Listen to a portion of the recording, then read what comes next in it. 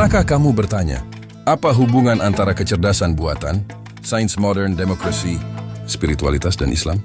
Mungkin jawabannya lebih dekat daripada yang kita kira. 1000 tahun sebelum dunia mengenal universitas modern, para pemikir Muslim telah memperdebatkan pertanyaan-pertanyaan besar. Apakah akal dapat memahami Tuhan? Bagaimana manusia memperoleh pengetahuan? Apakah realitas yang kita lihat benar-benar nyata? Dan bagaimana membangun masyarakat yang ideal? Inilah kisah para raksasa intelektual yang membentuk salah satu tradisi filsafat terbesar dalam sejarah umat manusia. Kisah ini dimulai di Baghdad. Di tengah kemegahan peradaban Abbasiyah, muncul seorang pemikir bernama Al-Kindi. Ia hidup pada masa ketika sebagian orang masih curiga terhadap ilmu-ilmu asing. Tetapi Al-Kindi memiliki keyakinan yang revolusioner. Kebenaran adalah milik siapa saja. Jika itu benar, maka ambillah. Ia mempelajari warisan Yunani, menerjemahkan ilmu pengetahuan dunia, lalu mempertemukannya dengan Islam. Berkata Al-Kindi, umat Islam dia tidak sekadar menjadi pewaris ilmu pengetahuan dunia, tetapi juga pengembangnya. Ia membuka pintu. Namun generasi setelahnya akan membangun istana pemikiran yang jauh lebih megah. Jika Al-Kindi membuka pintu, Al-Farabi mulai merancang bangunan. Ia bertanya, bagaimana seharusnya masyarakat yang baik dibangun? Menurut Al-Farabi, sebuah negara tidak cukup dipimpin oleh orang kuat. Ia harus dipimpin oleh orang bijak, orang yang memiliki pengetahuan sekaligus karakter. Dalam gagasannya tentang kota utama, ilmu, moralitas, dan kepemimpinan harus berjalan bersama.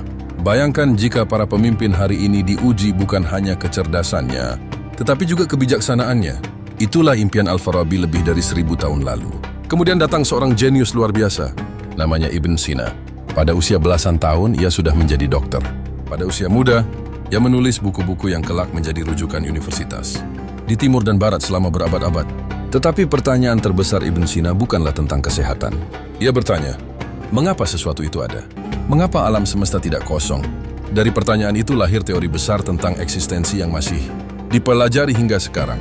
Baginya, seluruh alam semesta bergantung pada satu realitas mutlak yang keberadaannya tidak bergantung pada apapun, Tuhan. Ibn Sina mengubah metafisika menjadi salah satu pencapaian terbesar dalam sejarah intelektual Islam. Lalu muncul seorang tokoh yang mengguncang semuanya, Al-Ghazali.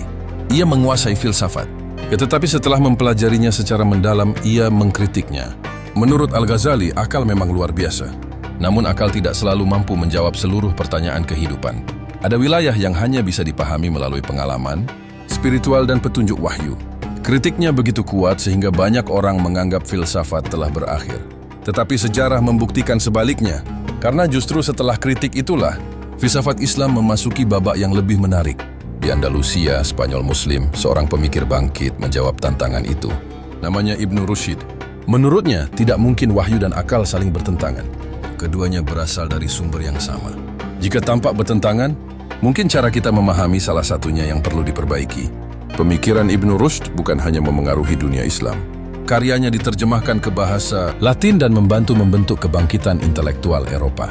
Ironisnya, ketika sebagian dunia Islam mulai melupakan filsafat, Eropa justru belajar banyak darinya. Namun perjalanan filsafat Islam tidak hanya berbicara tentang logika. Ia juga berbicara tentang pengalaman batin. Disinilah Suhrawardi hadir. Dan menurutnya, realitas paling tepat dipahami sebagai cahaya. Semakin tinggi tingkat keberadaan, semakin terang cahayanya. Pengetahuan sejati bukan hanya hasil berpikir, tetapi juga hasil pencerahan. Ia mengingatkan bahwa manusia bukan sekadar makhluk rasional. Manusia juga makhluk spiritual. Kemudian hadir Ibnu Arabi, seorang sufi, filosof, dan mistikus yang pengaruhnya terasa hingga hari ini. Ia mengajarkan bahwa seluruh alam semesta merupakan manifestasi kebesaran Tuhan. Keberagaman yang kita lihat sesungguhnya berasal dari sumber yang sama.